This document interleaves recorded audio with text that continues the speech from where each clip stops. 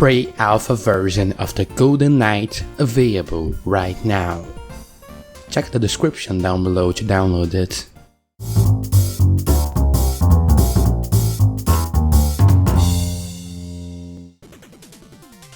Hey guys, Matt here and welcome back to Mathantastic Productions. This is the devlog number 7 in the Golden Knight. And remember, subscribe to this channel because when we hit 100 subs, a special game will come. So let's start with Monday.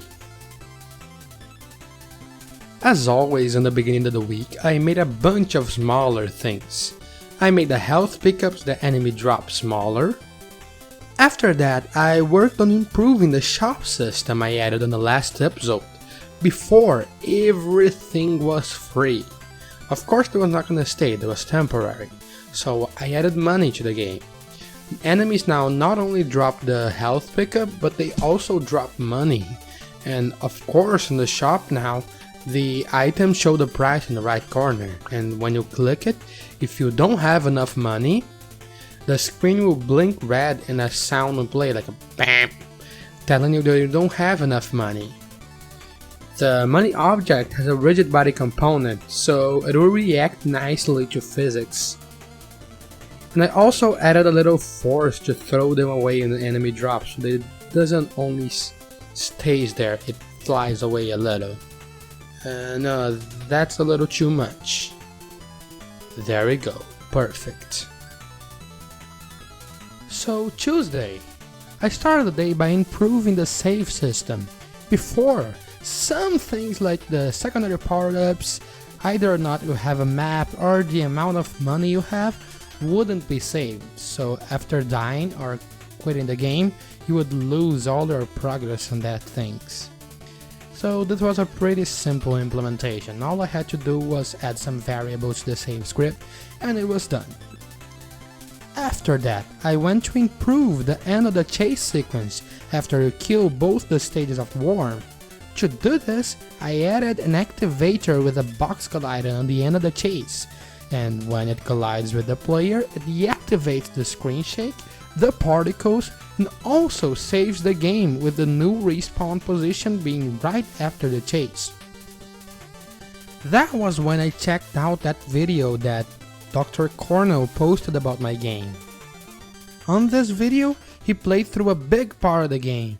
The game version he played was severely bugged, so he didn't have the greatest of experience. But he did give some nice feedbacks, and one thing he said was that the dialogues were kinda bad and poorly written. So I reached out to my sister, who is a hobbyist writer, and asked her to write some lines for people to say. And she did it. So I implemented these new lines and also did some alterations to the dialogue system as it was necessary to fit her lines. And this is how it ended up looking.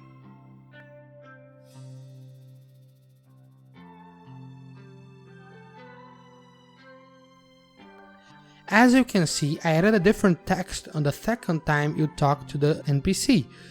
Just like most RPGs, and the last line repeats forever. This gave me a little trouble to implement, so it took me quite a few hours to figure that out, but at the end, it looks exactly like I wanted it to. I do like these lines a lot more, I'm very happy with them, and if you want to see all the lines of the character, I'm gonna show them right now. So now, Wednesday. To begin the day, I finished a few parts of the improving dialogue that I still haven't done. After that, I started working on continue the game after the chase sequence. Before, it would just show you a message saying that the pre-alpha version was over. That was a temporary UI, right? So of course it was not going to stay. So I used the collider on the end of the chase that I added yesterday, and when it collides with the player, it not only saves the game, but now it also triggers a bunch of things to happen. Like, for example, the door in the entrance of the castle will now be closed, so that you cannot leave. The bridge that you broke to get in that place will remain broken after reloading the game. And more importantly, the Bat Monkey boss would disappear from the bridge altogether, and also the princess would disappear, so that will give you access to the area located after the bridge, which will be the second area I'll be working on this game. To finish the day, I started working on some cutscenes that will play when you cross the bridge. To activate it, I added a collider that detects when the player is on the end of the bridge, so that starts a cutscene. On that cutscene, a little witch on a flying broomstick is gonna appear. She is gonna be really important to the story of the game, because she'll be one of the closest minions to the Bat Monkey, who is the final boss, right? I already have lots of cutscenes planned with her, so when the witch appears, she shoots in the sky and that causes a meteor to fall on the bridge, destroying it. This will prevent you from crossing it back, and you will now be stuck in the second area of the game. But this cutscene is not yet done by today. I am planning to finish it tomorrow on Thursday. Today was cutscene day. I had one cutscene to finish and another one to start planned for today. So to start the day, I finished the cutscene I was working yesterday, and while I was doing that, I had a great idea for another cutscene. This would play right after you die to the Bat Monkey. If you watch the second episode of my devlogs, you know exactly what happens in this fight. So just to recap, on the first fight with the Bat Monkey, you're probably going to die because he's a really strong boss and you have just started the game, right? So when you die, you respawn on a cave, on the prison in the cave, far away from where you were before. That looked a little odd because you didn't know what happened, what put you there, right? So this cutscene is supposed to fix this gap in the story. On the cutscene, the witch appears and asks the bat what to do. He responds by telling her to take him to the dungeons. She then proceeds to use a spell to spawn some goblins that grabs your body and takes it away to the dungeons. At this point, the screen fades to black and you appear in the prison, as you did before. This just helps a lot with the story of the game, right? This will also be the first time you see the witch, whom, by the way, still doesn't have the name. So if you have any idea for the name, please let me know in the comments section. Now I'm going to show the full cutscene with no cuts. Tell me what you think about it in the comments.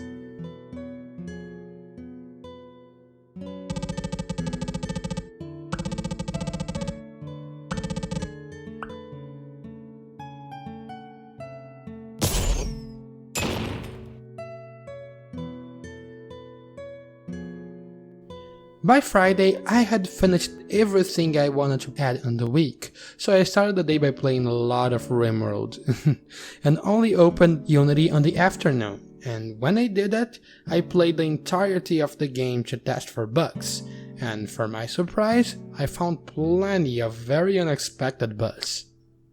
Like the night boss, for example, he just wouldn't move. So I had to change a bit the code to fix that.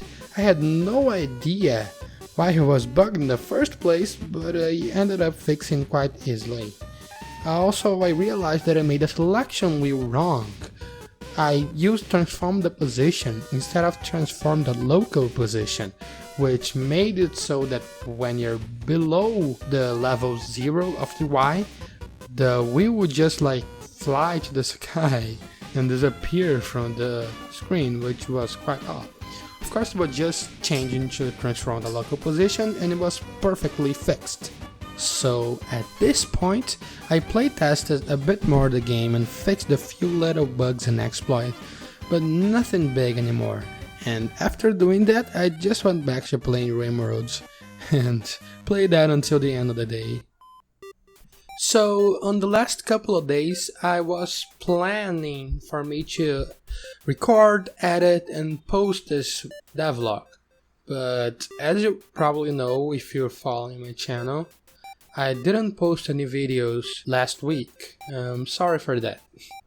I kinda got busy and I had to skip a week.